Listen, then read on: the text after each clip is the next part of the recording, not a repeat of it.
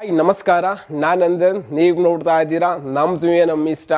ಸ್ನೇಹಿತರೆ, ಕನ್ನಡದ ಕಂದ ಗಜಗಾಂಭೀರ್ಯ ನಮ್ಮ ಅರ್ಜುನನ ಬಗ್ಗೆ ಕೆಲವೊಂದು ವಿಡಿಯೋಗಳನ್ನು ಮಾಡಿದ್ದೆ.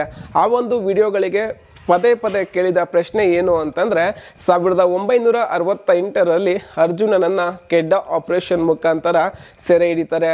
ಹಾಗೆ 1971ರಲ್ಲಿ ದ್ರೋಣನನ್ನು ಕೆಡ್ಡ ಆಪರೇಷನ್ ಮುಖಾಂತರ ಸೆರೆ ಹಿಡಿತಾರೆ. ಹಾಗೆ 1987ರಲ್ಲಿ ಕೊಡಗಿನ ಕಟ್ಟೆಪುರ ಅರಣ್ಯ ಪ್ರದೇಶದಲ್ಲಿ ಬಲರಾಮನನ್ನು ಸೆರೆ ಹಿಡಿತಾರೆ. ಹಾಗಾದರೆ ಇದರ ಪ್ರಕಾರ ನಾವು ನೋಡೋದಾದರೆ ಇದರಲ್ಲಿ ಮೋಸ್ಟ್ ಸೀನಿಯರ್ ಬಂದು ಅರ್ಜುನ. ಹಾಗಾದರೆ ಅರ್ಜುನನಿಗೆ ಬಿಟ್ಟು ದ್ರೋಣ ಮತ್ತು ಬಲರಾಮನಿಗೆ ಏಕೆ ಅಂಬಾರಿಯನ್ನು ಹೊರ್ತಕ್ಕಂಥ ಜವಾಬ್ದಾರಿಯನ್ನು ನೀಡಿದ್ರು? ಹಾಗಾದರೆ ಅರ್ಜುನನಿಗೆ ಯಾಕೆ ನೀಡಲಿಲ್ಲ ಅಂತಕ್ಕಂಥ ಒಂದು ಪ್ರಶ್ನೆ. ಸ್ನೇಹಿತರೆ, ಈ ಒಂದು ಪ್ರಶ್ನೆಗೆ ಇವತ್ತಿನ ವಿಡಿಯೋದಲ್ಲಿ ಉತ್ತರ ಕೊಡ್ತಕ್ಕಂಥ ಒಂದು ಸಣ್ಣ ಪ್ರಯತ್ನ ಮಾಡ್ತಾ ಇದ್ದೀನಿ. ಹಾಗೆ ಈ ಒಂದು ಸಣ್ಣ ಪ್ರಯತ್ನಕ್ಕೆ ಸದಾಕಾಲ ನಿಮ್ಮ ಬೆಂಬಲ ಇರಲಿ ಅಂತ ಆಶಿಸುತ್ತಾ, ನೀವಿನ ನಮ್ಮ ಚಾನಲ್ಗೆ ಸಬ್ಸ್ಕ್ರೈಬ್ ಆಗಿಲ್ಲ ಅಂತಂದರೆ ದಯವಿಟ್ಟು ಸಬ್ಸ್ಕ್ರೈಬ್ ಆಗಿ, ವಿಡಿಯೋ ಇಷ್ಟ ಆದರೆ ಲೈಕ್, ಶೇರ್, ಕಾಮೆಂಟ್ ಮಾಡಿ ಅಂತ ಹೇಳ್ತಾ ಬನ್ನಿ ಸ್ನೇಹಿತರೆ, ವಿಡಿಯೋ ಶುರು ಮಾಡೋಣ. ಸ್ನೇಹಿತರೆ, ಮೊದಲಿಗೆ ಒಂದು ವಿಷಯವನ್ನು ಕನ್ಫರ್ಮ್ ಮಾಡ್ತೀನಿ. ಅದೇನು ಅಂತಂದರೆ, ಅರ್ಜುನನ ಸೆರೆ ಹಿಡಿದಿದ್ದು 1968. ಹಾಗೆ ಅರ್ಜುನ ಹುಟ್ಟಿದ್ದು 1958. ಮತ್ತು ದ್ರೋಣನನ್ನು ಸೆರೆ ಹಿಡಿದಿದ್ದು 1971. ಹಾಗೆ ದ್ರೋಣ ಹುಟ್ಟಿದ್ದು 1936. ಮತ್ತು ಬಲರಾಮನನ್ನು ಸೆರೆ ಹಿಡಿದಿದ್ದು 1987. ಹಾಗಾದರೆ ಈ ಒಂದು ವಿಷಯವನ್ನು ನಾವು ನೋಡಿದಾಗ ನಮಗೆ ಅರ್ಥ ಆಗೋದೇನಪ್ಪ ಅಂತಂದರೆ, ಅರ್ಜುನನನ್ನು ತುಂಬ ಕಡಿಮೆ ವಯಸ್ಸಿಗೆ ಸೆರೆ ಹಿಡಿತಾರೆ ಅಂತ. ಹಾಗಾದರೆ ಅರ್ಜುನನಿಗೆ ಏಕೆ ಅಂಬಾರಿಯನ್ನು ಹೊರುವ ಜವಾಬ್ದಾರಿ ನೀಡಲಿಲ್ಲ ಅನ್ನೋದಕ್ಕೆ ನಾನು ನಿಮಗೆ 3 ಕಾರಣಗಳನ್ನು ಹೇಳ್ತೀನಿ. ಇದರಲ್ಲಿ ಮೊದಲನೆಯ ಕಾರಣ ಅರ್ಜುನನ ವರ್ತನೆ. ಸ್ನೇಹಿತರೆ, ಅರ್ಜುನನಿಗೆ 10 ವರ್ಷ ಇರಬೇಕಾದ್ರೆ ಕೆಡ್ಡ ಆಪರೇಷನ್ ಮುಖಾಂತರ ಸೆರೆ ಹಿಡಿತಾರೆ. ಸೆರೆ ಸಿಕ್ಕ ಸಂದರ್ಭದಲ್ಲಿ ಎಲ್ಲ ಆನೆಗಳಂತೆ ಸಹ ಇವನು ಸಾಮಾನ್ಯವಾಗಿರ್ತಕ್ಕಂಥ ಆನೆ. ಆದರೆ ಯಾವ ಸಂದರ್ಭದಲ್ಲಿ ಇವನನ್ನು ಸೆಪರೇಟ್ ಆಗಿರ್ತಕ್ಕಂಥ ಒಂದು ಕ್ರಾಲ್ನಲ್ಲಿ ಹಾಕಿ ತರಬೇತಿಯನ್ನು ಕೊಡೋದಕ್ಕೆ ಶುರು ಮಾಡ್ತಾರೋ, ಇವನ ವರ್ತನೆಯಲ್ಲಿ ಬದಲಾವಣೆ ಅನ್ನೋದು ಆಗುತ್ತೆ. ಅದೇ ರೀತಿಯಾಗಿ ಇವನು ನೋಡುತ್ತಿದ್ದಂತೆ ಅಜಾನುಬಾಹುವಾಗಿ ಬೆಳಿತಾನೆ.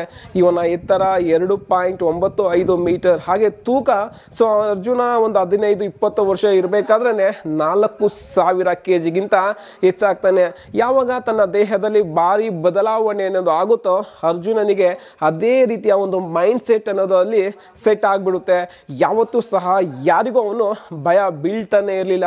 ಉಳಿದ ಆನೆಯ ಮಾವುತರು ಯಾರೂ ಸಹ ಅರ್ಜುನನ ಬಳಿ ಬರೋದಕ್ಕೇನೆ ಭಯ ಬೀಳ್ತಿದ್ರು. ಆರಂಭದಲ್ಲಿ ಅರ್ಜುನನಿಗೆ 2 ಮಾವುತರು, ಸಣ್ಣಪ್ಪ ಮತ್ತೊಬ್ರು ಕೂಸ. ಸ್ನೇಹಿತರೆ, ಇವರಿಬ್ಬರ ಮಾತುಗಳನ್ನು ಬಿಟ್ಟು ಅರ್ಜುನ ಬೇರೆ ಯಾರ ಮಾತುಗಳನ್ನು ಸಹ ಕೇಳ್ತಾ ಇರಲಿಲ್ಲ. ಅದೇ ರೀತಿಯಾಗಿ ಅವನು ಯಾವತ್ತೂ ಸಹ ಯಾರಿಗೂ ಸಹ ಭಯ ಬೀಳ್ತವನೇ ಆಗಿರಲಿಲ್ಲ. ಆನೆ ನಡೆದಿದ್ದೇ ದಾರಿ ಅಂತಾರಲ್ಲ, ಆ ಥರ ಇರುತ್ತೆ ನಮ್ಮ ಅರ್ಜುನನ ಜೀವನ. ಇದೇ ಒಂದು ಕಾರಣದಿಂದ ಅರ್ಜುನನ ವರ್ತನೆಯನ್ನು ಕಂಡ ಅಧಿಕಾರಿಗಳಾಗಿರ್ಬೋದು ಅಥವಾ ಮಾವುತರಾಗಿರ್ಬೋದು ಸದಾಕಾಲ ಇವನನ್ನು ಮೈಸೂರು ಉತ್ಸವದಿಂದ ದೂರ ಇಡೋದಕ್ಕೆ ಪ್ರಯತ್ನ ಪಡ್ತಾ ಇದ್ರು. ಅದೇ ರೀತಿಯಾಗಿ ಮತ್ತೊಂದು ಕಾರಣ ಏನು ಅಂತಂದರೆ, 1996ರಲ್ಲಿ ನಡೆದ ಆ ಒಂದು ಘಟನೆ. ಸ್ನೇಹಿತರೆ, 1996ರ ಮೈಸೂರು ದಸರಾದಲ್ಲಿ ಅರ್ಜುನ ಸಹ ಭಾಗವಹಿಸಿರ್ತಾನೆ. ಆ ಒಂದು ದಸರಾಗಿಂತ ಮುಂಚೆ ಅರ್ಜುನ ಮತ್ತೆ ಬಹುದೂರ್ ಅಂತಕ್ಕಂಥ ಆನೆ ಅಲ್ಲಿ ಹತ್ತಿರದಲ್ಲಿರ್ತಕ್ಕಂಥ ಒಂದು ಕಾರಂಜಿ ಕೆರೆಗೆ ಸ್ನಾನ ಮಾಡಲು ಹೋಗ್ತಾರೆ. ಆ ಒಂದು ಸಂದರ್ಭದಲ್ಲಿ ಬಹುದೂರ್ ಆನೆಯ ಮಾವುತನಾದ ಅಣ್ಣಯ್ಯ ಆಕಸ್ಮಿಕವಾಗಿ ತೀರಿ ಹೋಗ್ತಾನೆ. ಉಳಿದವರೆಲ್ಲರೂ ಸಹ ಅರ್ಜುನನೇ ಆ ಒಂದು ಅಣ್ಣಯ್ಯನನ್ನ ಕೊಂದಿದ್ದು ಅಂತ ಒಂದು ಹಣೆಪಟ್ಟಿಯನ್ನ ಕಟ್ತಾರೆ. ಸ್ನೇಹಿತರೆ, ಈ ಒಂದು ವಿಚಾರದಿಂದ ತುಂಬಾ ಜನರಿಗೆ ಅರ್ಜುನನಿಗೆ ಅಂಬಾರಿ ಜವಾಬ್ದಾರಿಯನ್ನ ಕೊಡೋದಕ್ಕೆ ಹಿಂದು ಮುಂದೆ ನೋಡ್ತಾರೆ. ಮತ್ತೊಂದು ಮೋಸ್ಟ್ ವ್ಯಾಲಿಡ್ ರೀಸನ್ ಯಾವುದು ಅಂತಂದ್ರೆ ಅರ್ಜುನನ ವಯಸ್ಸು. ಸ್ನೇಹಿತರೆ, ಅರ್ಜುನ ಹುಟ್ಟಿದ್ದು 1958. ಹಾಗೆ ದ್ರೋಣ ಹುಟ್ಟಿದ್ದು 1936. ಹಾಗೆ ಬಲರಾಮ ಹುಟ್ಟಿದ್ದು 1956. ಈ 3 ಆನೆಗಳಿಗೆ ಕಂಪೇರ್ ಮಾಡಿಕೊಂಡ್ರೆ ದ್ರೋಣ ಮತ್ತು ಬಲರಾಮರ ವಯಸ್ಸು ಹೆಚ್ಚಾಗಿದೆ.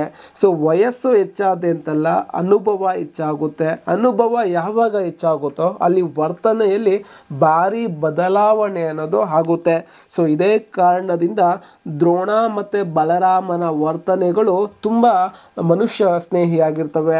ಆದರೆ ಅರ್ಜುನನ ವರ್ತನೆ ಹೇಗಿರುತ್ತೆ ಅಂತಂದರೆ, ಅವನು 10 ವರ್ಷದ ಮಗು ಆಗಿರಬೇಕಾದ್ರೇ ತೆಗೆದುಕೊಂಡು ಹೋಗಿ ಸೊ ಕ್ರಾಲಲ್ಲಿ ಹಾಕಿ ತರಬೇತಿಯನ್ನು ಕೊಡ್ತಾರೆ. ಅವತ್ತು ಅರ್ಜುನ ಯೋಚನೆ ಮಾಡ್ತಾನೆ, ನನ್ನ ಬಿಹೇವಿಯರ್ ರ್ಯಾಶ್ ಆಗಿದ್ದರೆ ಇವ್ರು ಯಾರೂ ಸಹ ನನ್ನ ಬಳಿ ಸುಳಿಯೋದಿಲ್ಲ ಅಂತ. ಸೊ ಅದೇ ಒಂದು ಮೈಂಡ್ಸೆಟ್ಟನ್ನು ಅರ್ಜುನ ರೂಢಿಸ್ಕೊಂಡು ಬಂದು ಇಂತಹ ಒಂದು ವರ್ತನೆಯನ್ನು ತೋರೋದಕ್ಕೆ ಶುರು ಮಾಡ್ತಾನೆ. ಸ್ನೇಹಿತರೆ, ನನಗೆ ಅನಿಸಿದ ಪ್ರಕಾರ ಈ ಒಂದು 3 ಕಾರಣಗಳು ಸರಿ ಇರ್ಬೋದು ಅಂತ. ಸ್ನೇಹಿತರೆ, ಹಾಗಾದರೆ ನಿಮಗೆ ಈ ಒಂದು ವಿಷಯದ ಬಗ್ಗೆ ಏನು ಅನಿಸುತ್ತೆ ಅನ್ನೋದ್ರ ಬಗ್ಗೆ ಕಾಮೆಂಟ್ ಮಾಡಿ ಅಂತ ಹೇಳ್ತಾ ಸೊ ಇಲ್ಲಿಗೆ ಈ ಒಂದು ವಿಡಿಯೋವನ್ನು ಮುಗಿಸ್ತಾ ಇದ್ದೀನಿ. ಇಷ್ಟೊತ್ತು ವಿಡಿಯೋ ನೋಡೋದಕ್ಕೆ ಧನ್ಯವಾದಗಳು. ಶುಭ ದಿನ.